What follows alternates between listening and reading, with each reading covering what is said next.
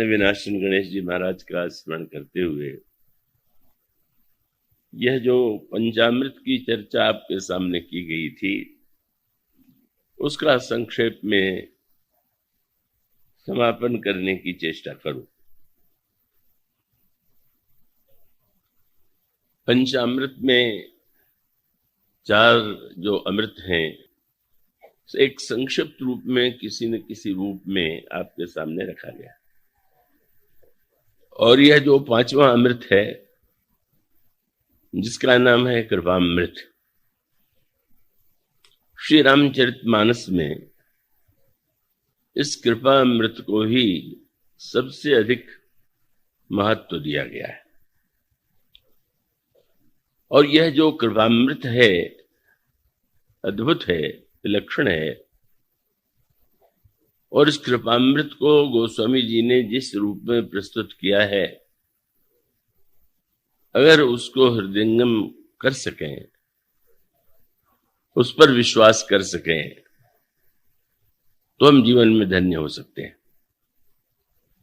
इसके पहले जबलपुर में ही आयोजन था, तो वहां पर जो प्रसंग इस बार रखा गया था वह था पुरुषार्थ और कृपा।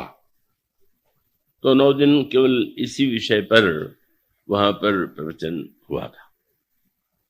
तो पुरुषार्थ और कृपा वो एक बड़ा विलक्षण विषय है और तात्विक है और महत्वपूर्ण है। और 9 दिनों तक उसकी चर्चा में आनंद भी बहुत आया, मुझे भी और श्रोताओं को भी। उतने विस्तार से तो उसे रखने का प्रश्न ही नहीं है, पर कुछ संक्षिप्त सूत्र में आपके सामने रखने की चेष्टा करूंगा। आप कृपा करके पूरे मनोयोग से, एकाग्रता से उसे सुनने की कृपा करेंगे। तो साधारणतया जैसा व्यक्ति को प्रतीत होता है, लगता है कि जो कुछ जितनी भी सफलता मिलती है व्यक्ति को, वह पुरुषार्थ के द्वारा मिलती है। और यह इसलिए सर्वथा उचित प्रतीत होता है कि पुरुषार्थ शब्द जो है वो तो पुरुष शब्द के माध्यम से ही बना हुआ है, और इसका अर्थ है जो पुरुष है उसे पुरुषार्थ करना चाहिए, या जो पुरुषार्थ करता है वह पुरुष है। और संसार में पुरुषार्थ की महिमा बार बार अनेक रूपों में प्रमाणित होती है, और इसलिए पुरुषार्थ को महत्वपूर्ण मानना स्वाभाविक है। और कई ऐसे व्यक्ति होते हैं कि जो पुरुषार्थ को तो महत्व देते हैं, पर वो कृपा शब्द उन्हें प्रिय नहीं। वो ये मानते हैं कि यह कृपा जो है वो तो व्यक्ति को आलसी बनाती है, निष्क्रिय बनाती है, बस जो कुछ है वो पुरुषार्थ। बस यही श्री रामचरितमानस में और उसका जो विश्लेषण है उससे यह बात स्पष्ट हो जाती है। पुरुषार्थ की महिमा बहुत होते हुए भी अंत तो गत्वा सबसे जिस वस्तु का महत्व अधिक है और जो अमृत इन चारों अमृतों की तुलना में भी सर्वश्रेष्ठ है, वह कृपामृत। और मानस के विविध प्रसंगों के माध्यम से गोस्वामी जी ने पुरुषार्थ और कृपा इन दोनों का एक अद्भुत सामंजस्य जो है वो उपस्थित किया। अब उस क्रम से यदि आप विचार करके देखें तो आपको मानस के पूरे प्रसंगों में पुरुषार्थ और कृपा उन दोनों को एक दूसरे से अभिन्न करके ही प्रस्तुत किया गया है। मानस का प्रारंभ, जहां पर आप उस प्रसंग पर आपका ध्यान जाता होगा कि रावण के समक्ष देवता मुनि सभी संतृष्ट हो गए। और इसका तात्पर्य यह है कि पुरुषार्थ और कृपा में एक सबसे बड़ा अंतर यह है कि पुरुषार्थ जो है वो कितना भी अधिक क्यों न हो, पर वो ससीम, और कृपा असीम। बस इस अंतर को आप मूल में ध्यान में रखेंगे। पुरुषार्थ ससीम इसलिए है कि आप में जितनी क्षमता होगी, जितनी शक्ति होगी, जितनी बुद्धि होगी, उसी सीमा तक तो आप पुरुषार्थ कर सकते हैं। तो इसलिए पुरुषार्थ का कितना भी महत्व क्यों न हो, पुरुषार्थ की सीमा है। और जहां तक भगवान की कृपा है, निश्चित रूप से उसकी कोई सीमा नहीं। पर उसका तात्पर्य यह है कि पुरुषार्थ को ही जब हम सब कुछ मान लेते हैं तो हम अभिमानी हो जाते हैं। और केवल कृपा की ही बात यदि करें तो व्यक्ति में निष्क्रियता आ सकती है, आलस्य और तमोगुण आ सकता है। तो वस्तुतः यूं कह सकते हैं कि कृपा तो कोई वस्तु ऐसी नहीं है कि जिसके लिए प्रयत्न किया जाए। कृपया एक एक शब्द पर ध्यान रखेंगे। इसका अभिप्राय क्या है? किसी महात्मा से पूछ दिया किसी साधक ने, भगवान की कृपा कैसे हो? तो महात्मा ने मुस्कुरा करके यही उत्तर दिया कि जो कैसे होगी वो तो कृपा नहीं होगी, वो तो व्यापार होगा। सीधी सी बात है, हम ऐसा करें तो ऐसा होगा। तो उसका अर्थ तो है कि हम बाजार में कोई वस्तु खरीदने जाते हैं तो उसके दाम के विषय में जो उतना दाम दे उसको वस्तु मिलेगी। तो जो वस्तु दाम दे करके मिलती हो, कृपा क्या है?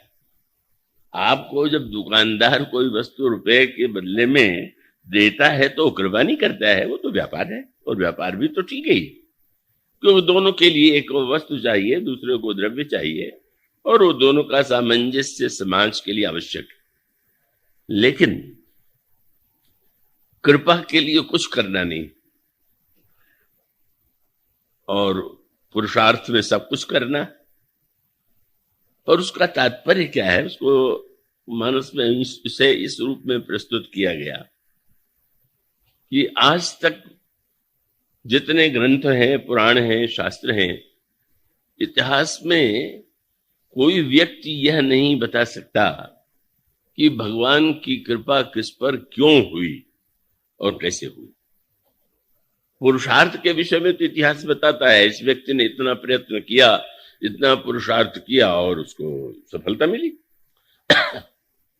पर वहां पर मूल सूत्र यही है, और यही संकेत रामायण के प्रारंभ से ही दिया गया। जब देवता, मुनि, पृथ्वी और ब्रह्मा तक यह असमर्थ अनुभव करते हो कि समस्या का समाधान मेरे पास नहीं, और इसका तात्पर्य यह है कि पुरुषार्थ की सीमा जब समाप्त होती है तब यह व्यक्ति की लाचारी है कि पुरुषार्थ की सीमा पूरी होते ही या तो वो व्यक्ति आत्महत्या कर ले। ऐसे व्यक्ति होते हैं जो प्रयत्न करते हैं, पुरुषार्थ करते हैं, सफल नहीं होते तो आत्महत्या भी कर लेते हैं। पर दूसरा पक्ष यह है कि जब हम पुरुषार्थ करते करते पूरी तरह से थक जाए, भगवान की कृपा पाने के लिए कुछ नहीं करना, पर कृपा को कृपा के रूप में समझने के लिए कुछ करना। और उसका अर्थ यह है कि जितनी क्षमता हम में आप में है, तो उस क्षमता के अनुकूल हमें कर्म करना ही है। जब भी उपदेश दिया जाएगा तो आपको क्या करना चाहिए, कैसे करना चाहिए, यही बताया जाएगा। लेकिन सब कुछ करने के बाद रामायण के जो कुछ प्रसंग हैं, इसमें संकेत किया गया। जब ब्रह्मा भी निराश हो जाते हैं, इसका सूत्र यही है, पृथ्वी क्षमा है, सबको धारण करती है, पर वो रावण और राक्षसों के अत्याचारों का भार नहीं सह पा रही। मुनि मननशील हैं। मुनि का अर्थ ही होता है जो मनन करता है। पर उनको लगता है कि नहीं, हम रावण के विरुद्ध कुछ नहीं कर सकते। और देवताओं को भी प्रतीत होता है कि रावण ने हमें अपनी क्षमता से पराजित कर दिया है। और बुद्धि के देवता ब्रह्मा, सबसे बड़ी वस्तु बुद्धि है, पर बुद्धि के देवता को भी लगा कि यह संभव नहीं। और जब पुरुषार्थ की सीमा का ज्ञान हुआ तो फिर भगवान का स्मरण आना स्वाभाविक है। ब्रह्मा ने यही कहा कि हमारा वो कछु न बसाई, ब्रह्मा सब जाना मन अनुमाना, मोरऊ कछु न बसाई, पर जाकर तय दासी, सो अविनाशी, हमारे वो तोर सहाई। अब ऐसी स्थिति में जो इस कर्म सिद्धांत से परे है, उस ईश्वर का ही आश्रय हमें लेना चाहिए। और फिर वह आप वर्णन पढ़ते हैं, जब सारे देवताओं ने ब्रह्मा जी के नेतृत्व में भगवान की स्तुति किया, और उस स्तुति के बाद जय जय सुरनायक जन सुखदायक प्रणतपाल भगवंता, और उस समय जो प्रार्थना की गई उसमें कृपा की ही आकांक्षा ब्रह्मा प्रकट करते हैं। बुद्धि जब थक जाती है, पुरुषार्थ जब थक जाता है, तो व्यक्ति भगवान की कृपा की आवश्यकता का अनुभव करता है। और ब्रह्मा ने भगवान से यही निवेदन किया कि महाराज द्रवौ सुश्री भगवान, आप पिघल जाइए, आप कृपा कीजिए। प्रार्थना सुनकर आकाशवाणी हुई। भगवान ने उस जो आकाशवाणी उसमें देवताओं को आश्वस्त किया, ये कहा, जनि डर पहु मुनि सिद्ध सुरेशा, तुम ही लाग धरी हो नर वेसा, अनसन सहित मंजो अवतारा, ले दिनकर वंश उदारा, कश्यप आदित्य महातव कीन्हा, तिनका हमें पूरब बर दीन्हा, ते दशरथ कौशल्या रूपा, कौशलपुरी प्रकट नर भूपा, तिनके गृह अवतरी हो जाई, रघुकुल तिलक सुचारु भारी, हरिहौ सकल भूमि गरुआई, निर्भय हो देव समुदायी। भगवान ने कहा कि मत डरिए, मैं पृथ्वी का भार दूर करूंगा। और जो ही यह घोषणा देवताओं के कानों में पड़ी तो देवताओं का स्वभाव सामने आ गया। तो देवताओं की कभी कभी भूले भटके प्रशंसा भी कर देते। एक सज्जन ने मुझसे यही कहा, अब जब इतनी देवताओं की निंदा है और उन्हीं देवताओं की हम पूजा करें, इसकी क्या आवश्यकता है? तो मैंने कहा कि नहीं, स्वार्थियों में भी तो भेद होता है। अब रामायण में तो ये लिखा हुआ है कि माता पिता स्वार्थ रत हो, माता पिता हैं उनमें भी स्वार्थ होता है। और ये चौपाई आप बार बार माता पिता के सामने दोहराते रहें कि अरे तो आपने क्या है, आप में भी तो स्वार्थ भरा हुआ। तो रामायण की इस पंक्ति के द्वारा आप कोई सही उपदेश नहीं ग्रहण कर रहे। आप ये प्रत्येक व्यक्ति को अगर ये कहते रहें तुम स्वार्थी हो, तुम स्वार्थी हो, तो इससे बढ़ करके इस शब्द का दुरुपयोग नहीं हो सकता। क्योंकि व्यक्ति अगर ये समझ ले कि स्वार्थी सामने वाला है तो हम भी तो हैं, तो ऐसी स्थिति में हम एक स्वार्थी की निंदा क्यों करें? पर हाँ, निंदा की जाती है और ऊंचे स्तर में जाकर के। रावण मारा गया, देवताओं की भीड़ बधाई देने के लिए पहुंच गई और गोस्वामी जी से नहीं रहा गया। बड़े सुंदर शब्दों में देवताओं ने श्री राम को बधाई दिया, पर गोस्वामी जी ने देवताओं को की बधाई के लिए एक वाक्य अवश्य लिख दिया। क्या? आए देव सदा स्वार्थी, पर वचन कहे जन परमारथी। जब बोलते हैं तो ऐसा लगता है कि वाह बड़े ऊंचे परमार्थी हैं, पर हैं पक्के स्वार्थी। युद्ध हो रहा था तो उसमें भाग लेने की आवश्यकता उन्होंने प्रत्यक्ष रूप से नहीं अनुभव किया। और यहां तक कि इंद्र ने वह रथ जो कई दिन बाद भेजा, पहले दिन से भेज सकता था पर नहीं भेजा। उसमें भी उसकी स्वार्थ की भय वाली वृत्ति कि रावण की क्षमता से लोग इतने अधिक आतंकित हैं कि देवताओं को बार बार लगने लगता है इंद्र को कि कहीं रावण ही जीत जाएगा तो क्या होगा। तो वो बेचारे जो है चाहते हैं कि श्री राम की विजय हो और पूरी तरह से वे हृदय से इसके लिए उत्सुक हैं, लेकिन ये भय तो सता रहा है कि रावण अगर जीत जाएगा तब तो फिर हम लोगों के लिए सबसे पहला दंड हम लोगों को भोगना पड़ेगा। तो मानो ये स्वार्थपरता थी, पर जब उन्होंने अनुभव कर लिया कि हम रथ चाहे न भेजें, श्री राम की विजय तो होती जा रही है, कुंभकर्ण, मेघनाथ सब बड़े योद्धा मारे जा चुके, तब स्वार्थी इंद्र को दूसरी चिंता हो गई कि अगर हमने अब भी रथ नहीं भेजा तो इतिहास में यही कहा जाएगा कि इंद्र जो था बड़ा स्वार्थी कायर था, उसने रथ नहीं भेजा, तो कम से कम एक बार तो ये काम अब कर दें कि जिससे एक कलंक तो न लगे। और तब इंद्र ने कई दिन बाद रथ भेजा। तो युद्ध के प्रारंभ में नहीं, भगवान राम से रावण का युद्ध होने पर भी आप ये नहीं पाएंगे कि पहले दिन रावण ने इंद्र ने रथ भेज दिया। लेकिन एक अवसर आया कि देवताओं ने भी कहा और इंद्र ने भी अनुभव किया कि नहीं, रथ तो भेज ही देना चाहिए। और रथ जब आया तो भगवान राम का जो दिव्य चरित्र है, उनका जो शील स्वभाव है, वो सामने आया। होशंगाबाद में कथा हो रही थी, एक नवयुवक ने मुझे लिख करके दिया, इस प्रसंग को जब मैं पढ़ता हूं तो मेरे शरीर में आग लग जाती है। तुलसीदास जी के प्रति बड़ा क्रोध आता है। क्या? उसका कहना था कि इंद्र ने स्वार्थ के कारण इतने दिन रथ नहीं भेजा और अब भेज दिया। तो उस नवयुवक ने लिखा कि मैं अगर होता तो इंद्र के रथ को लात मार के लौटा देता कि जा, तेरे रथ की आवश्यकता मुझे नहीं है, मैं उसके बिना भी लड़ाई जीत लूंगा। फिर गोस्वामी जी ने लिख दिया कि इंद्र का जब रथ आया तो भगवान श्री राम ने हरसी चढ़े कौशल पर भूपा, राम प्रसन्न होकर के रथ पर बैठ गए। कितनी असह्य की बात, असह्य है। रथ लौटाना तो दूर रहा, प्रसन्न हो गए।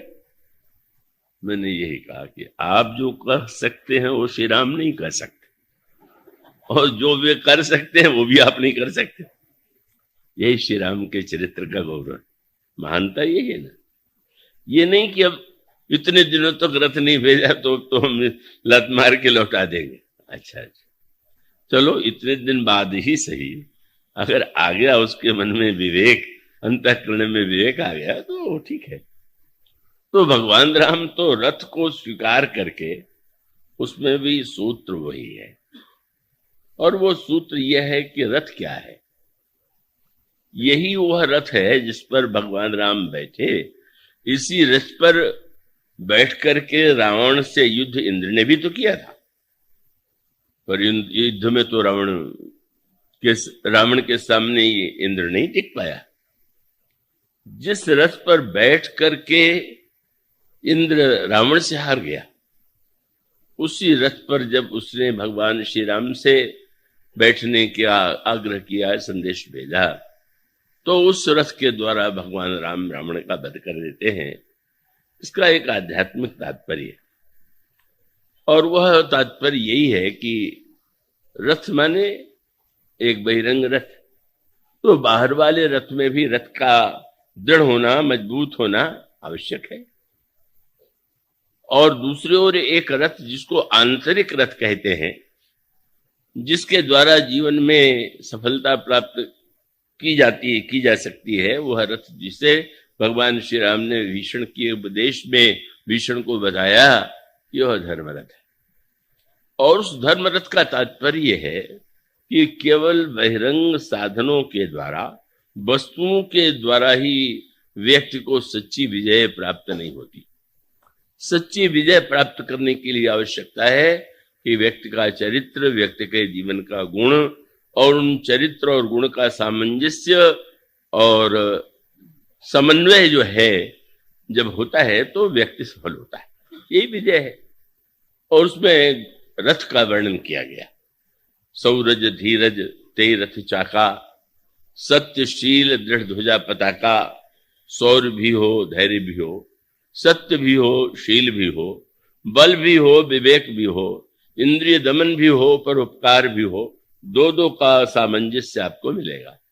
और इसका अभिप्राय के गुणों में हमें समन्वय और सामंजस्य स्थापित करना चाहिए।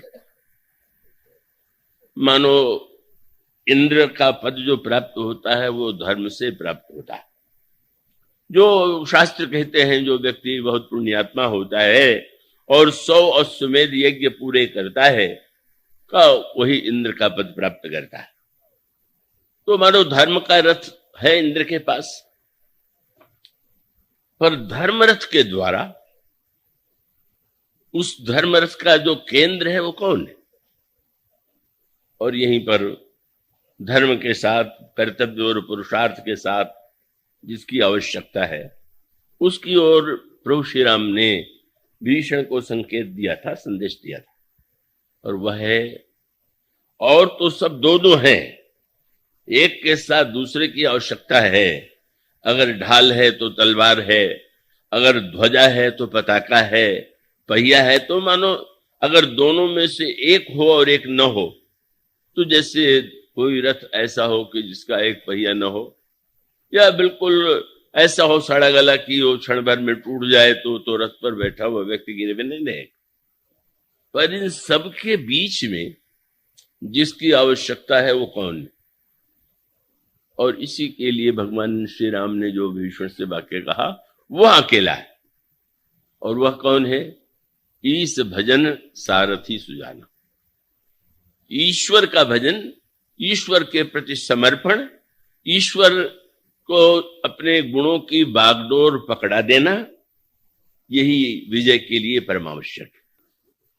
पर एक ही सूत्र है, वो जो भगवान कहते हैं कि ईश भजन, बस वहीं पर पुरुषार्थ के साथ जब तक कि भगवान या भगवान की कृपा इनका आश्रय नहीं लेता, तो उसका अभिप्राय है कि वो सारे गुणों के केंद्र में मैं है। तो मैं के द्वारा बड़ी सफलता प्राप्त होती है। संसार में तो अभिमानी व्यक्तियों ने बड़ी से बड़ी उन्नति की है, अभिमानी राष्ट्र बहुत तीव्रता से आगे बढ़ते हैं, लेकिन अभिमान और ईश्वर, अर्जुन और कर्ण का अंतर यही है कि अर्जुन पुरुषार्थ तो महान उसके जीवन में, कौन इतना पुरुषार्थी होगा अर्जुन के समान, पराक्रमी है, लेकिन उसके जीवन में जो मुख्य केंद्र है वह उसी समय प्रकट हुआ जब भगवान ने दुर्योधन और अर्जुन दोनों को अवसर दिया, क्योंकि दोनों ही निमंत्रण देने गए थे। दुर्योधन पहले पहुंच गया था। उस समय की परंपरा ये थी कि जो पहले निमंत्रण दे उसकी ओर से लड़िए। अब किस समय देश में क्या परंपराएं होती हैं, पढ़ के विचित्र लगता है। कोई पहले आ गया तो आप चाहे न चाहे उसकी ओर से लड़े। अब एक नियम बन गया था। अब कौन नहीं जानता कि भगवान कृष्ण तो पूरी तरह से अर्जुन के ही पक्षपाती है, पर दुर्योधन उस नियम का लाभ लेने के लिए तीव्र गति के रथ पर बैठ के पहले पहुंच जाता है। और कौतुकी भगवान को उस परंपरा को काटने का तो उचित अवसर नहीं प्रतीत हुआ, पर उन्होंने अवसर तो निकाल लिया अपनी चतुराई से। दुर्योधन के आते ही वो तुरंत पीतांबर ओढ़ के सो गए। दुर्योधन पहुंच गया तो अभी तो सो रहे हैं, पर वो भगवान के कक्ष में भी बैठ गया। नहीं, ऐसा नहीं हो कि इस बीच में अर्जुन भी पहुंच जाए और बड़े गौरव से भगवान के शीर्ष भाग में जो रखा है आसन उस पर समासीन हो जाता है और बाद में अर्जुन आ जाते हैं। पुरुषार्थी दुर्योधन आगे था और अर्जुन भक्त थे, आए तो पर थोड़ा पीछे आए और आकर के भगवान के चरणों में बैठ गए। और बैठते ही भगवान तो निद्रा का नाटक ही कर रहे थे। आपने दुपट्टा हटाया तो स्वाभाविक है कि जो पैर की ओर होगा बैठा वो वही दिखाई देगा पहले। बस दुपट्टा हटाते ही भगवान ने कहा, अर्जुन तुम कब आए? दुर्योधन ने कहा, पीछे से मैं पहले आया। वो अब तो अच्छा अच्छा, तो आप तो दोनों ही हमारे संबंधी हैं। आप पहले आए और इनको मैंने पहले देखा, तो यही तो उपाय है कि हम दोनों की इच्छा पूरी करें। पर भगवान ने अर्जुन को पहले अवसर दिया। तुम छोटे भी हो, तुम्हें मैंने देखा है, इसलिए मेरे पास दो वस्तुएं, एक और तो मैं हूं। पर मैं बता देता हूं कि जिसकी ओर रहूंगा उसकी ओर से लड़ूंगा नहीं, रहूंगा। और दूसरी ओर हमारे यह जो यदुवंशी है, उनकी एक अक्षौणी सेना है। अर्जुन, तुम दोनों में से किसे लेना चाहोगे? यह जब बात भगवान के मुंह से निकली तो दुर्योधन तो पसीने में डूब गया कि ये तो सेना लेके चला जाएगा, इन्हें ले जाके क्या पूजा करनी है जब लड़ेंगे ही नहीं। उसको यही लगा। पर उसको चैन की सांस मिली, चैन बड़ा अनुभव हुआ जब अर्जुन ने कहा, महाराज मुझे तो आपकी आवश्यकता है। क्या आनंद आया दुर्योधन को, बड़ा। दुर्योधन ने, युधिष्ठिर ने कैसे मूर्ख को भेज दिया। कह रहे हैं कि मैं नहीं लड़ूंगा, वो कह रहे हैं हम आपको लेंगे। माने अर्जुन की जो विनम्रता है वो यही है कि ठीक है, युद्ध तो करूंगा ही मैं, पर हमारे रथ का सारथ्य जो है वह तो भगवान ही संभाले। इसीलिए भगवान ने दुर्योधन के चले जाने के बाद अर्जुन को फटकारा, इतना ना समझे तू, तुझे मैंने पहले अवसर दिया और तू चाहता तो सेना मांग लेता, पर तूने मुझे मांग लिया जब मैं कि लड़ूंगा नहीं। तो हंस करके अर्जुन ने यही कहा कि महाराज, मैंने तो समझ बूझ के आपको मांगा है। क्या? लड़ने के लिए जो अस्त्र शस्त्र पुरुषार्थ वो तो मुझ में है, तो युद्ध तो उससे मैं शस्त्रों से करूंगा और संभावना है कि मैं विजय भी प्राप्त करूंगा। पर समस्या ये कि मैं विजय प्राप्त करूंगा तो लोग यही कहेंगे कि अर्जुन कितना महान योद्धा है कि उसने कौरवों को हरा दिया। पर युद्ध तो कोई ऐसी वस्तु नहीं कि कहा जाए कि यही जीतेगा। अगर कहीं कौरव भी जीत गए तो कलंक मुझे नहीं आपको लगेगा कि जिस अर्जुन के सारथी कृष्ण थे वो हार गया। प्रभु समझ जाते हैं। उसका अभिप्राय कि अर्जुन की महानता यही है कि वो अपने पुरुषार्थ में कहीं उसकी कमी नहीं, पर वो यही मान के चलता है कि अंत में ईश्वर जो है वही हमें विजय दिला सकता है। ईश्वर ही हमारे जीवन रथ को सही दिशा में ले सकता है। और इसीलिए कर्ण की पराजय उसके अभिमान की पराजय है और अर्जुन की विजय का भगवान के हाथों में अपने को सौंप देने की, भगवान पर जो विश्वास है, क्योंकि व्यक्ति का पुरुषार्थ सक्रिय होता है पर भगवान की कृपा तो निष्क्रिय होती है, कोई सामने तो नहीं दिखाई देती। व्यक्ति कार्य तो करता हुआ व्यक्ति ही दिखाई देता है, और व्यक्ति दिखाई देता है तो कहने वाला उसी को कहेगा कि इस व्यक्ति ने ऐसा किया और ऐसा हुआ। तो इसीलिए तो भगवान ने कर्ण को अवसर दिया था। जब संधि का प्रस्ताव लेकर के गए और दुर्योधन ने नकार दिया तो लौटने लगे, तो शिष्टाचार के नाते कर्ण भी बाहर तक पहुंचाने आया। तो भगवान ने कर्ण से यही कहा कि मुझे और थोड़ी दूर तक आप पहुंचाइए, और इसका उपाय है कि आप मेरे रथ पर बैठ जाइए। अब कर्ण नहीं कर सकता था, अच्छी बात है, कर्ण को भगवान ने रथ पर बैठा लिया।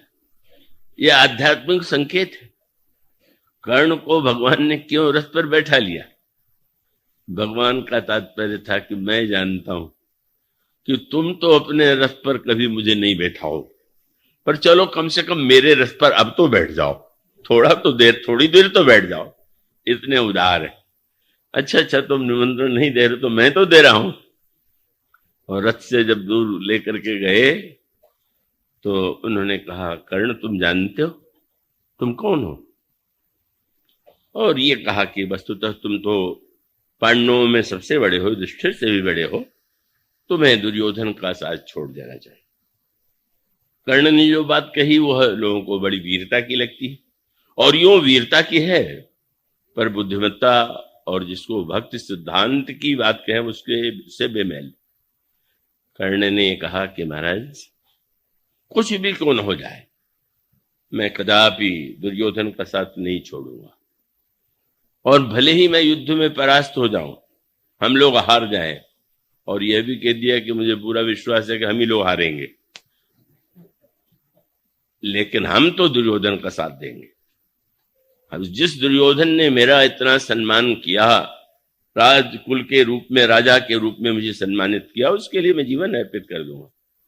उसमें भगवान ने यही कहा कि कर्ण, तुम्हारी इस वीरता में कैसी विवेक की वृत्ति का अभाव है। क्यों?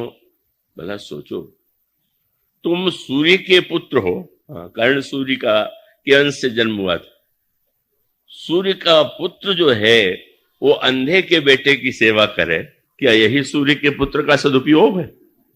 प्रकाश के पुत्र होकर के तुम सेवा करोगे, अनुगमन करोगे दुर्योधन का, जो धृतराष्ट्र का पुत्र है।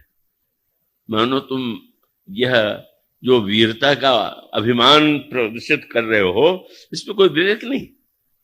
अब कोई व्यक्ति जीवन भर का कुपथ्य करता रहा हो और डॉक्टर या वैद्य के बतावे कि यह तो कुपथ्य है, इसे तो आपको छोड़ देना चाहिए, और वो कहे कि तो लड़कपन से तो हम इसको लेते रहे हैं, इसलिए हम तो इसका साथ नहीं छोड़ेंगे, तो वैद्य ही कहेगा फिर मरो, अब नहीं साथ छोड़ोगे तो मरो। तो भगवान ने कहा ठीक है, तुम यह मानो, यह संकेत है कि पुरुषार्थ के द्वारा सचमुच कितनी सफलता प्राप्त की जा सकती है, इसका दृष्टांत कर्ण है और अनेक है। जितने दैत्य हैं, असुर हैं, वो महान पुरुषार्थी हैं, पर वह संकेत बड़ा महत्वपूर्ण है कि कर्ण का वध कब होता है। युद्ध करते करते कर्ण के रथ का पहिया कीचड़ में फंस गया। यह आध्यात्मिक भाषा, रथ धर्म का है, कीचड़ में कहीं पहिया फंस गया, इसका अर्थ क्या? कीचड़ पाप है, धर्म रथ पाप के कीचड़ में रुक गया, फंस गया, और फिर कर्ण उस रथ से उतरता है और उस पहिए को निकालने की चेष्टा करता है, और उसी समय भगवान कृष्ण ने आदेश दिया, अर्जुन कर्ण का वध करो।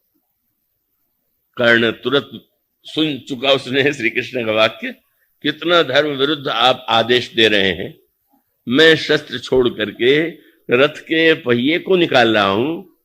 भगवान कृष्ण ने कहा, वारणावत में जब पांडवों को जलाने की योजना तुम लोगों ने बनाई, तब तुम्हें धर्म की याद नहीं आई? जब तुमने द्रौपदी के चीर का हरण किया, तब तुम्हें धर्म की याद नहीं आई? इतने अन्याय और अधर्म करते हुए अंत में तुम्हें धर्म की याद अब आ रही है, जहां तुम्हारा स्वार्थ है। और भगवान का तात्पर्य है कि जब तक यह धर्म रथ पर बैठा हुआ है, तब तक इससे कैसे मारा जाएगा, लेकिन जब धर्म रथ से उतर करके पाप के कीचड़ में हो जाएगा, और पाप का कीचड़ माने इतनी योग्यता वाला व्यक्ति दुर्योधन के पाप का साथी, तो महाभारत की कथा का भी संकेत सूत्र यही है कि आप अभिमान से सफलता प्राप्त कर सकते हैं, लेकिन ईश्वर की जो प्रपत्ति है, जो शरणागति है, वही व्यक्ति को अंत में सही विजय, विजय माने बहिरंग विजय, पराजय का क्रम तो समाज में, जीवन में चलता रहता है, लेकिन जिसको विजय कहते हैं, महाअजय संसार रिपु जीत सके सो वीर, वह विजय तो उसी व्यक्ति को प्राप्त हो सकती है जो सब कुछ करते हुए भी ईश्वर की कृपा का आश्रय लेता है, ईश्वर को अपनी डोर सौंप देता है।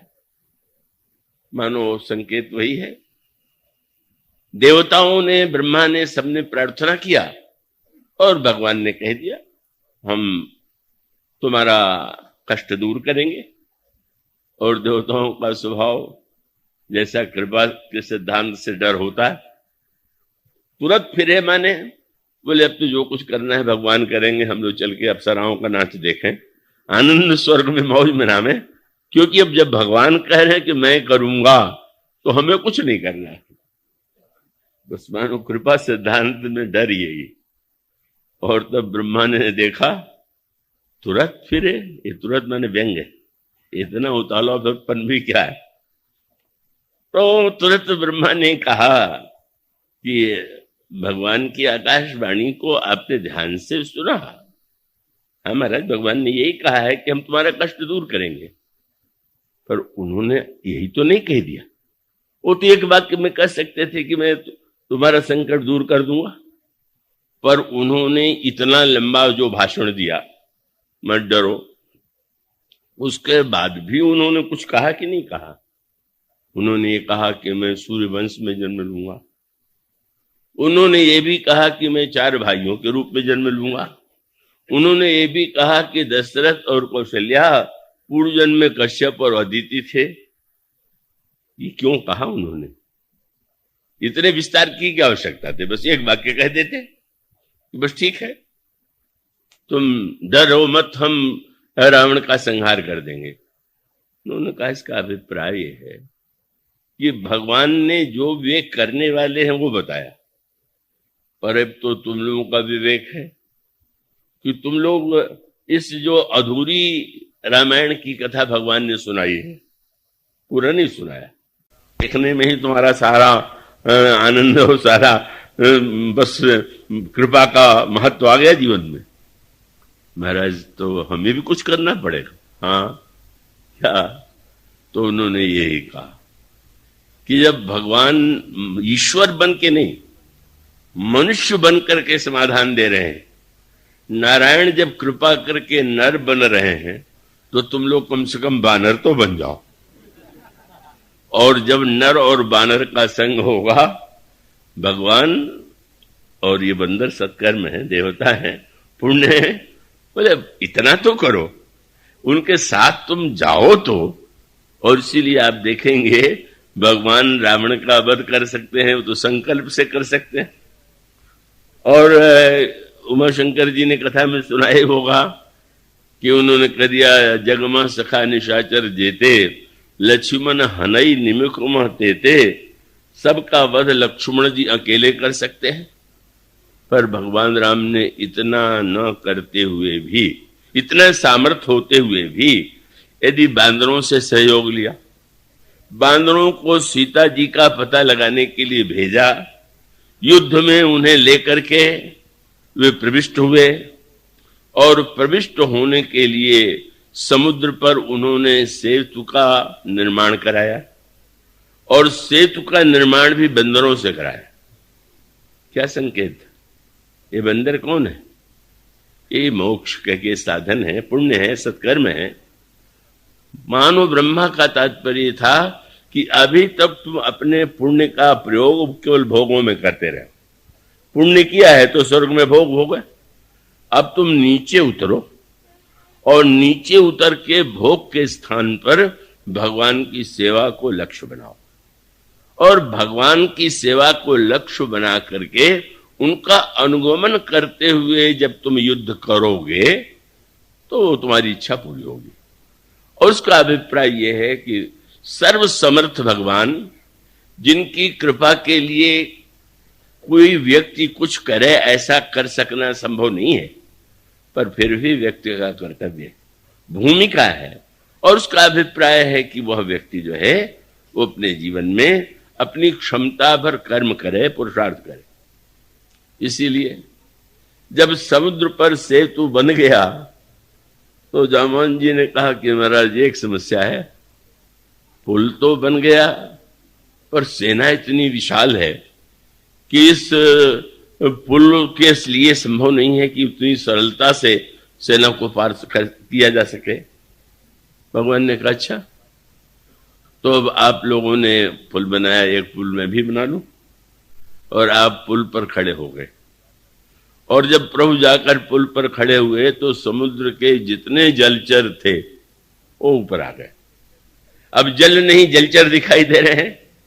प्रभु ने मुस्कुरा करके कहा कि अब एक पुल ये भी, अब समुद्र में जल तो कहीं है ही नहीं है, पुल ही पुल है, जो जिधर से जाना चाहे वो चले जाए। और बंदर घबराए, पत्थर वाले पुल पर भरोसा, पर वो जलचरों वाला पुल, ऊपर आ गए हम बैठ चढ़े और लेके डूब जाए, हमें निकल जाए। पुरुषार्थ पर भरोसा होता है, कृपा पर विश्वास नहीं होता। कहीं डूब जाए तो क्या होगा? तो भगवान ने कहा अच्छा आप लोग देख लीजिए, तब बाद में चढ़िएगा। तो उन लोगों ने बड़े पत्थर उठा के फेंके, जलचरों के ऊपर वृक्ष फेंके, पर प्रभु ही बिलोक ही टरहि न टारे, मन हर्षित तनु भय सुखारे। और तब सेतु बंध अति भीर भई, कपि नभ पंथ उड़ाही, अपर जलचरण ऊपर चढ़ी चढ़ी पार ही जाए। सारी सेना पार हो गई। तो जामवान जी ने कहा महाराज, जब इतनी सरलता से इतना बड़ा पुल आप बना सकते हैं, तो हम लोगों से पत्थर उत्थर ढुलवाने की क्या आवश्यकता थी? तो भगवान ने हंस करके कहा, इस पुल को बनाने के लिए भी तुम्हारे पुल पर हमें खड़े होना पड़ा। मानो जीव के साधना के पुल पर खड़े होकर के ही मैं कृपा का पुल बनाता हूं। तुम में जो सामर्थ्य है उसका उपयोग तो कर लो, निकम्मे हो के मत बैठ जाओ। मानो यह जो सामंजस्य है श्री रामचरितमानस में बार बार दोहराया गया है।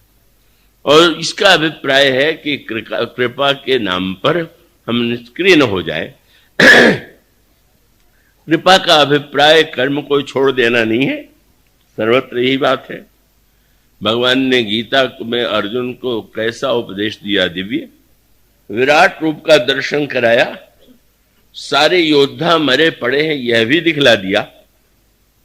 लेकिन भगवान का उपदेश सुनकर के विराट रूप देखने के बाद अर्जुन को यह भ्रम हो सकता है कि अब तो भगवान ने सबको मार ही डाला है, दिखाई दे रहा है भीष्म द्रोण कर्ण सब मरे पड़े हैं, विराट रूप में सब मरे हुए दिखाई दे रहे थे। तो अर्जुन ने कहा महाराज फिर तो अब समाप्त, अब तो कुछ नहीं करना है। तो प्रभु ने ये कहा कि ये जो मरे हुए दिखाई दे रहे हैं तुम्हें अपनी आंखों से नहीं दिखाई दे रहे, मेरी दी हुई आंख से तुम्हें दिखाई दे रहा। तुम अपनी आंखों से जब देखोगे तो तुम्हें सब जीवित, तुम अपनी आंखों से जब देखोगे तो सब तुम्हें जीवित दिखाई दे, इससे तुम्हें लड़ना है। तो पूछा जा सकता है भगवान से कि जब लड़ना ही है तो विराट रूप दिखलाने में और भीष्म द्रोण कर्ण मरे पड़े हैं इसको दिखाने की क्या आवश्यकता है? भगवान ने सूत्र दे दिया, अगर तुम इस रूप को देखे बिना इन योद्धाओं को मारने में सक्षम होते तो तुम्हें यह गर्व होता कि मैंने इनका वध कर दिया। और तुमने जब देख लिया कि सब मरे पड़े हैं तो तुम समझ जाओगे कि मारा तो प्रभु ने है, मुझे तो नाटक में एक यश मिल गया। तुम अब तक जो युद्ध करते वह कर्तृत्व का अहंकार लेकर के मैं लड़ूंगा, और अब तुम जो युद्ध करो कर्ता बन के मत करो, निमित्त बन करके करो। मया एते निहता पूर्वमेव निमित्त मात्रम भव सभ्य साचन। निमित्त के लिए तो तुम्हें जब कर्म करो, जो कृपावादी है वह सब कुछ करता हुआ भी जानता है करने वाले प्रभु हैं, और मेरे माध्यम से जो कुछ करा ले रहे हैं उनकी कृपा। और जो कर्तृत्व और अभिमान से युक्त व्यक्ति है वो यही मान के चलता है कि मैंने जो कुछ किया वो सब मेरी सफलता का कारण वही। इससे बड़ा मधुर प्रसंग आता है। भगवान ने जब सुग्रीव को लड़ने के लिए प्रेरित किया तो भगवान ने कहा कि सुग्रीव तुम जा करके गर्जना करो, बाली आवे तो लड़ो। तो सुग्रीव से नहीं रहा गया, महाराज बाली को कौन मारेगा? थोड़ी देर पहले आपने प्रतिज्ञा की मैं मारूंगा, बाली को कौन मारेगा? प्रभु ने कहा मैं मारूंगा। तो महाराज लड़ेगा कौन? बोले लड़ोगे तुम और मारूंगा मैं। यही भगवान का सूत्र है। अपना काम तुम करो, पुरुषार्थ करो, और जब मेरे कृपा की अपेक्षा होगी वो मेरी भूमिका तो मैं बाद में करूंगा ना। मानो भगवान ने प्रेरित किया और साहस करके एक बार सुग्रीव ने सोचा कि अब भगवान वचन दे ही रहे हैं तो आज अगर संयोग से मैं अगर हरा दूं तो इतिहास में तो ये लिखा जाएगा कि अंतिम लड़ाई में सुग्रीव ने बाली को हरा दिया। लेकिन हो गया उल्टा, बाली बड़ा अभिमानी, अब बड़े अभिमानी के सामने तो टिक नहीं पाया वो। जब गर्जना सुनकर के वो आया तो गोस्वामी जी ने कहा, सुनो तो बाली क्रोधातुर धावा, और आ करके वो जो एक मुक्के का प्रहार किया सुग्रीव के ऊपर, वो एक मुक्का ही इतना यथेष्ट था कि मुठ सी प्रहार वज्र सम लागा, और तब सुग्रीव ने लड़ना उड़ना छोड़ करके तब सुग्रीव विकल हुई भागा, फिर भागा, भगवान राम के पास आया। जब भाग करके आने लगा तो लक्ष्मण जी ने कहा, प्रभु जीव का स्वभाव बदलता नहीं, आपने मित्र बना दिया, अपने बल का दर्शन करा दिया, और इस सब के बाद भी देखिए उसका जो पुराना भागने वाला अभ्यास है आज भी जो का जो, पहले भी भागता रहा तब भी भाग रहा। पर प्रभु ने कहा, नहीं लक्ष्मण, भागने भागने भी अंतर होता है। क्या? मायावी के डर से भागा तो घर में आ गया, और बाली जब आ गया तो बाली के डर के मारे भागा तो ऋषिमुख पर्वत पर चला गया, और आज बाली से डर करके भागा तो मेरे पास आ गया। तो अगर कोई भाग करके अंत में मेरे पास पहुंच जाए तो भी उसका भागना तो सार्थक हो ही गया। संसार की ओर नहीं गया, पर अगर मेरे पास ही आया तो उसमें तो ठीक है ये भागना है। पर प्रभु इतने से नहीं माने, आपने सुग्रीव को छू दिया, शरीर पर हाथ फेर दिया, और तन परसा सुग्रीव शरीरा, तन भाकुलिस, शरीर वज्र जैसा हो गया, हो गई सब पीड़ा, सारी पीड़ा दूर हो गई और शरीर वज्र जैसा हो गया। भगवान ने टटोला, अभी कुछ कर्तृत्व अभिमान शेष है कि नहीं? अब दर्द तो रह नहीं गया, जब तक दर्द रहती है तब तक भगवान की याद अधिक आती है, दर्द दूर हो जाए तो फिर लगने लगता है कि मैं ठीक हूं।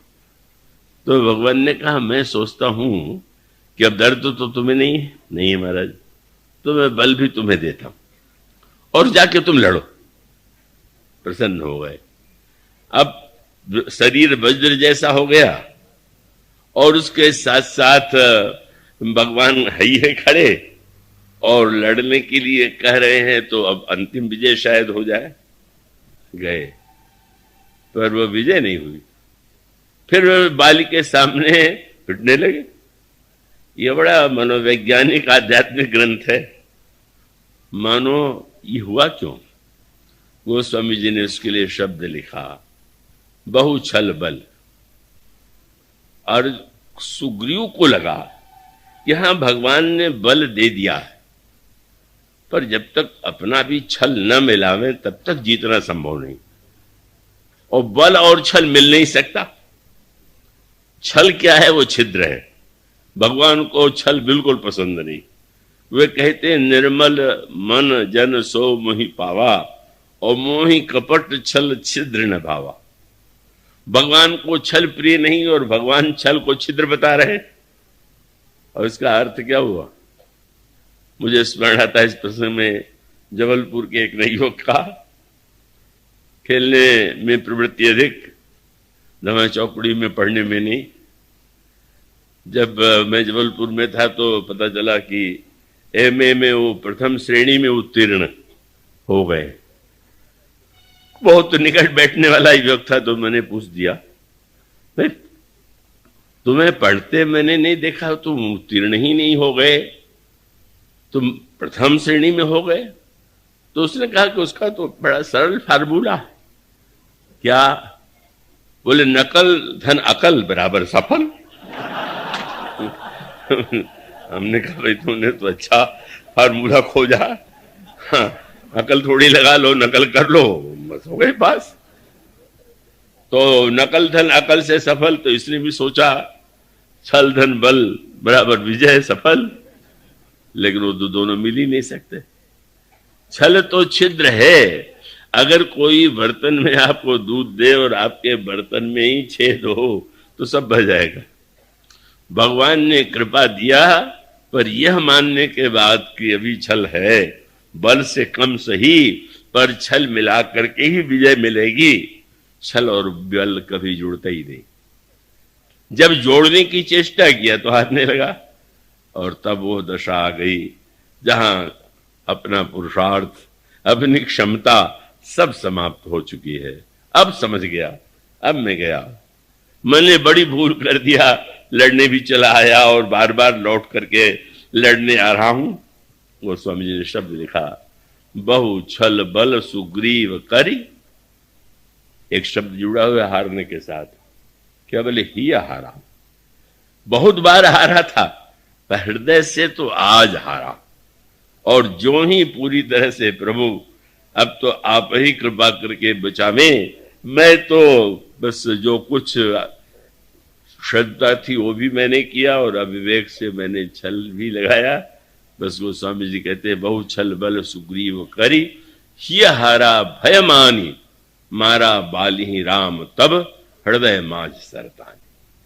मानो प्रत्येक प्रसंग में संकेत यह है कि आप जो पुरुषार्थ करते हैं वह तो आपका कर्तव्य है, आपकी बाध्यता है।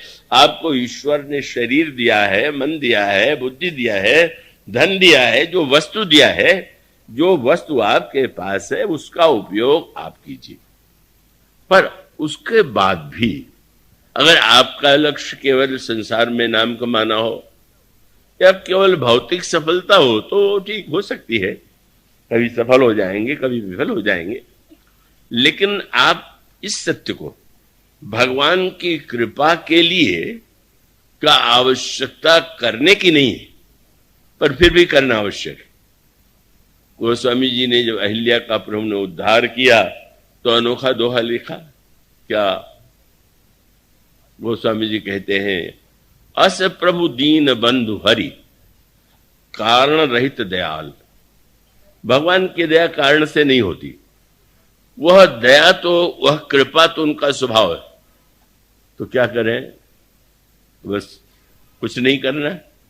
गोस्वामी जी अगला वाक्य कहते हैं, तुलसीदास सठ ताहि भजु का छाणी कपट जंजाल। उन भगवान का भजन करो। क्यों? बोले भजन करने से कृपा नहीं होती, लेकिन भजन करने से तुम्हारे अंतःकरण में एक ऐसा अंतःकरण निर्मित होता है।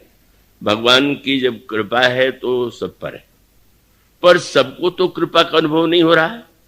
आप कल की कथा को अगर ध्यान में रखें कि भगवान ने जब भरत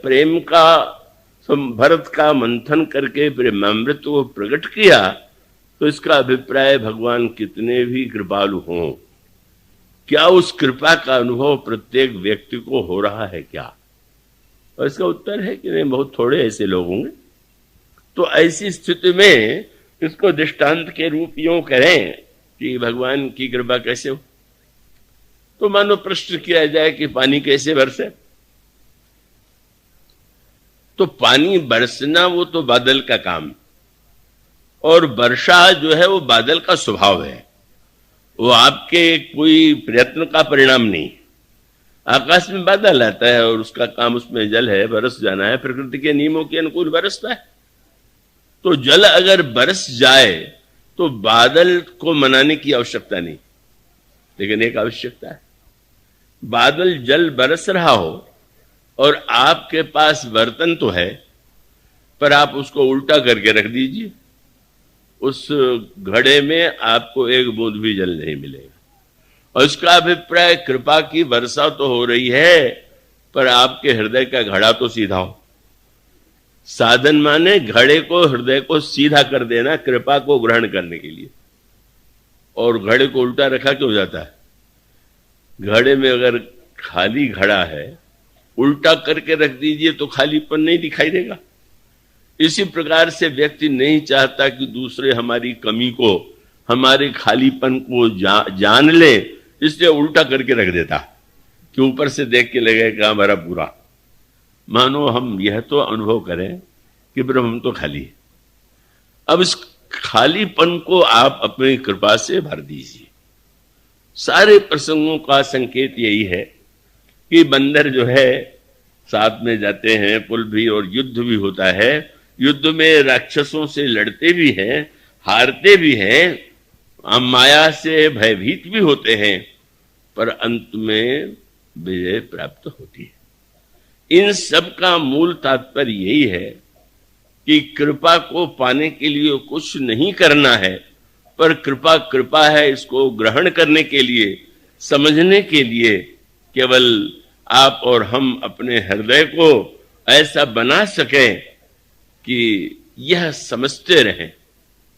और उस समझने का बस एक सूत्र मैं अवश्य दे दूं कि अंतिम दिन भी मैंने जबलपुर में यही कहा, पुरुषार्थ की महान महिमा है, पर उस महिमा के बाद इसको हम, यदि मुझसे पूछा जाए कि कृपा और पुरुषार्थ का क्या संबंध है, तो मैं यही कहूंगा कि पुरुषार्थ नदी की तरह है।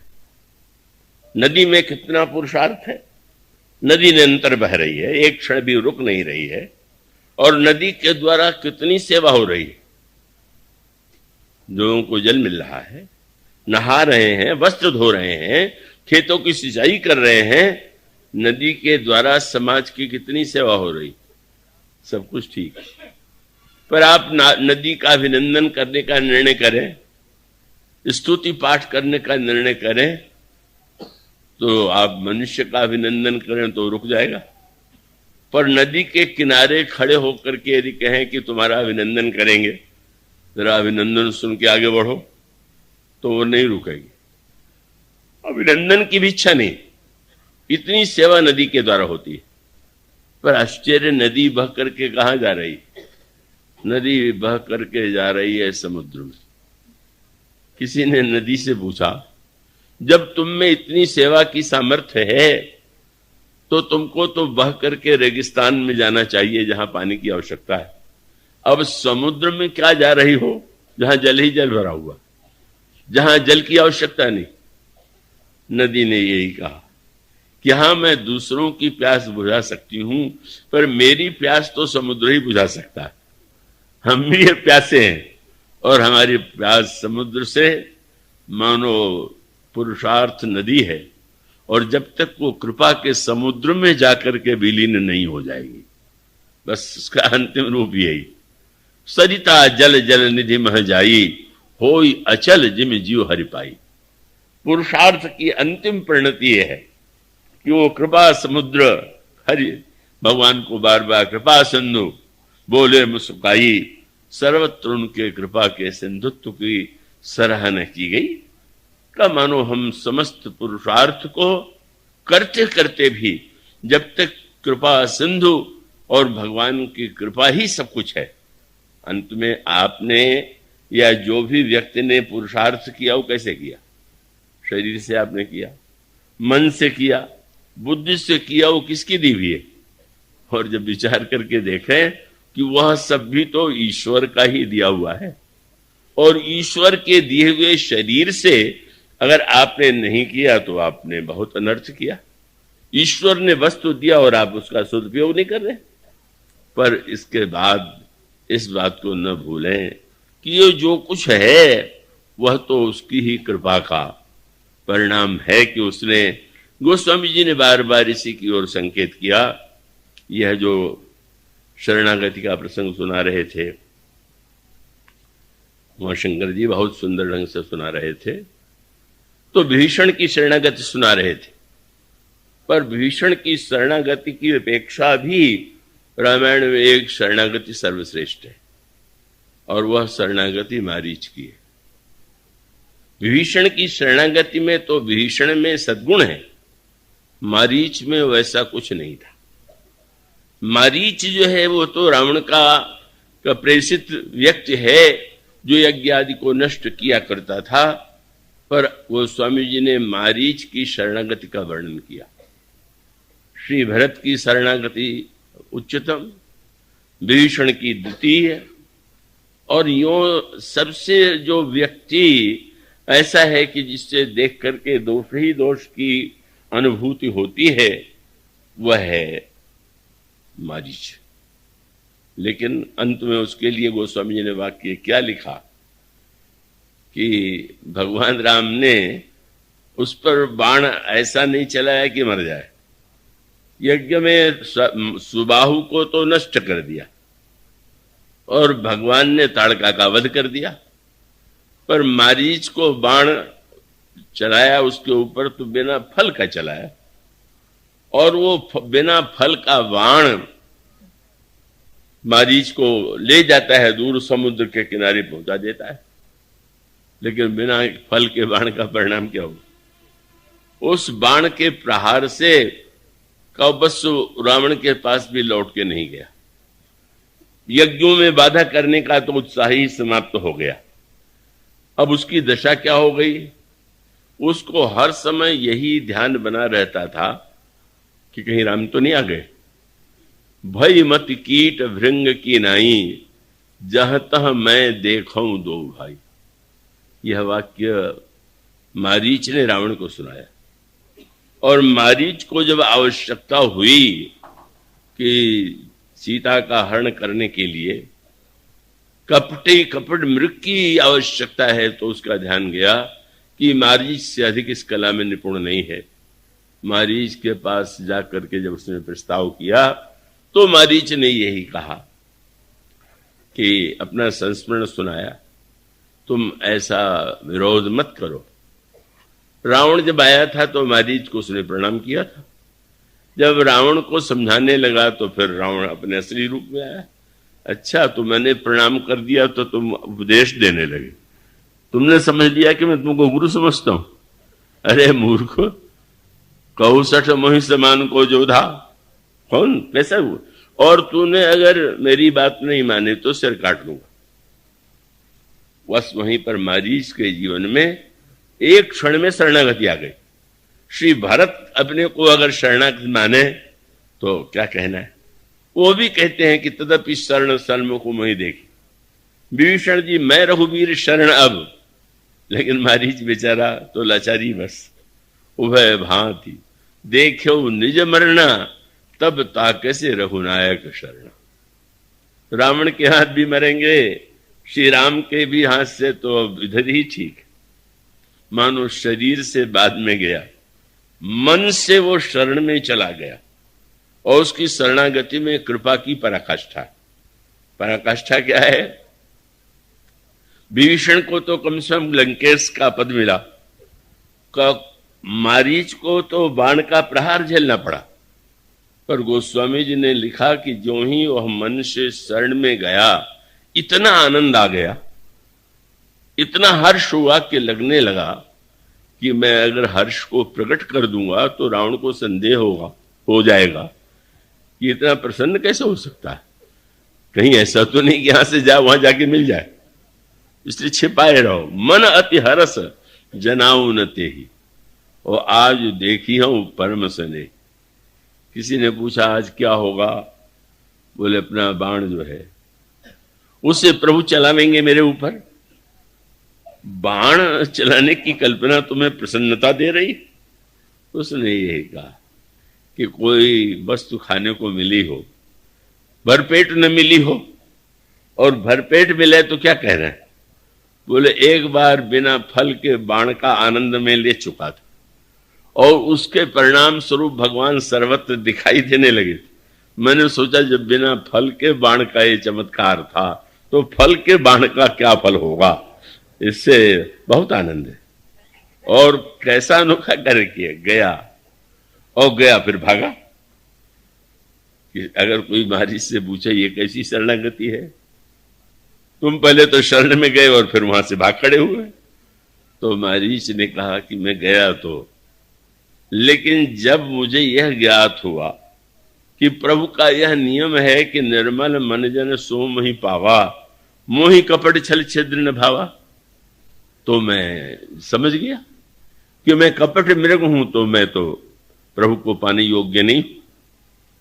पर मारीच भाग तो रहा था, पर गोस्वामी जी कहते हैं वो प्रभु लौट लौट करके पुनि पुनि प्रभु विलोकियो जा रहा था सामने और देख रहा था पीछे की ओर।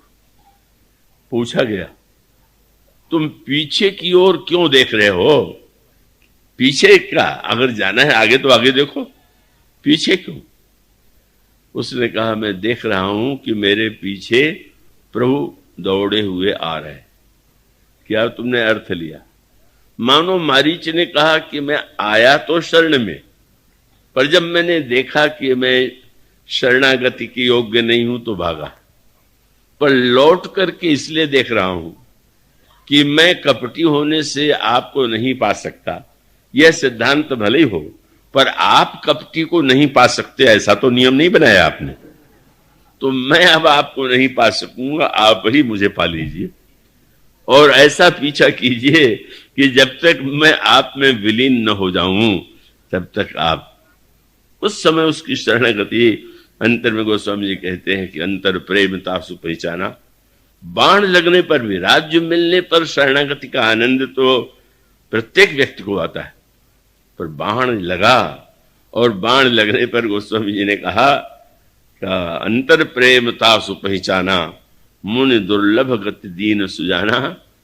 मानो ऐसी असमर्थता कि जब व्यक्ति यह अनुभव करे कि भगवान की शरण में जाने योग्य भी मैं नहीं हूं, प्रभु ही अपनी कृपा से शरण में ले ले तो उनकी कृपा है।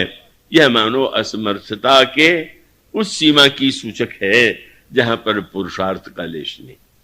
इसलिए बहुत कहूंगा, कथा बढ़ाई, कहते कहते यही लगता है कि यह तो अनंत कथा है, पर मूल तात्पर्य यही है। समस्त अमृतों का महत्व है, नामामृत, रूपामृत, कथामृत, और सबके साथ अंत में हम यह अनुभव करें कि जो कुछ अमृत की उपलब्धि होगी वह भगवान की कृपा के बिना नहीं होगी। कृपा के द्वारा ही हम जीवन में धन्य हो सकते हैं। और इसका सबसे बड़ा प्रमाण मैं तुलसीदास जी ने अपने को दिया था। तुलसीदास जी ने गिनाना शुरू किया, भगवान ने इस पर कृपा की, इस पर कृपा किया। किसी ने कहा है तो पुरानी बातें हैं, तो पुरानी बातें हैं तो हम कैसे विश्वास करें कि ऐसा किया ऐसा किया।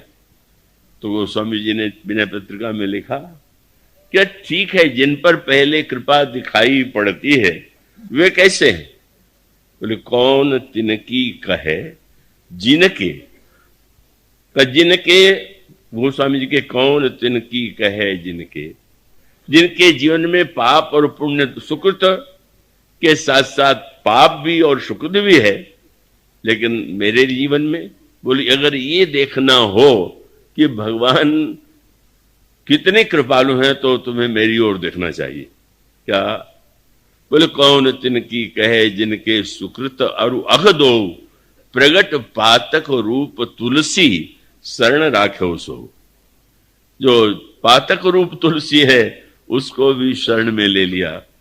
तो मैं इस पंक्ति को बार बार दोहराता हूं क्योंकि अपने जीवन में इसका प्रतिक्षण अनुभव करता हूं कि जो कुछ है, जो प्रशंसा की जाती है वो बाह्य व्यवहार के नाते है। यहां तो जो कुछ आपके समक्ष कहा गया, सुना गया, लिखा गया, वो सब केवल मूल में कृपा ही कृपा थी। इसलिए रायपुर में गोष्ठी में साधक एकत्र हुए, शांत थे। भगवान जब परीक्षा लेते हैं तो कैसे लेते हैं, कैसे विघ्न आया, कब पास हुए, कब अनुत्तीर्ण हुए। मुझसे भी पूछ दिया गया कि भगवान ने परीक्षा ली कि नहीं ली, अनुत्तीर्ण कितनी बार हुए और उत्तीर्ण। तो मैंने कहा भगवान ने परीक्षा तो क्या ली होगी, लेकिन अगर परीक्षा हुई भी तो मैं सदा उत्तीर्ण हुआ, कभी अनुत्तीर्ण हुआ ही नहीं। आश्चर्य है, बड़े बड़े साधकों के जीवन में भी असफलता आई। तो मैंने कहा तो विद्यालयों का नियम आप नहीं जानते कि नंबर अगर कुछ कम रह जाएं तो कृपांक से पास कर दिया जाता है। तो यहां तो शून्य ही नंबर आता था, पूरा कृपांक से ही पास हुआ, क्योंकि कृपांक में थोड़ा नहीं होता, कृपांक पूरे का पूरा होता है। विद्यालय में तो कृपांक की सीमा है पर भगवान के कृपांक की सीमा नहीं। तो जो कुछ हुआ, जो कहा गया है, वो सबका सब उनकी कृपा का ही परिणाम है।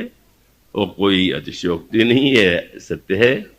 और प्रभु के चरणों में यही निवेदन है कि हम लोगों के जीवन में बस जो वे कराना चाहें वे हम अनुभव करें कि वह उनके दिए हुए वस्तुओं के माध्यम से ही हो रहा है। और सब कुछ केवल अंतिम परिणति, जैसे नदी समुद्र में जाकर के धन्य होती है, इसी प्रकार से पुरुषार्थ की नदी समुद्र में जाकर निमग्न हो जाए, यही कथा का उद्देश्य है। तो आज के दिन कृपा की बात ठीक रहेगी, सारे सबके अंत में कृपा कृपा कृपा। और इसलिए जा सुनाम भव भेषज हरण घोर त्रयसूल, सो कृपालु मोहि तो पर रहु सदा अनुकूल सियावर। श्री राम किंकर प्रभु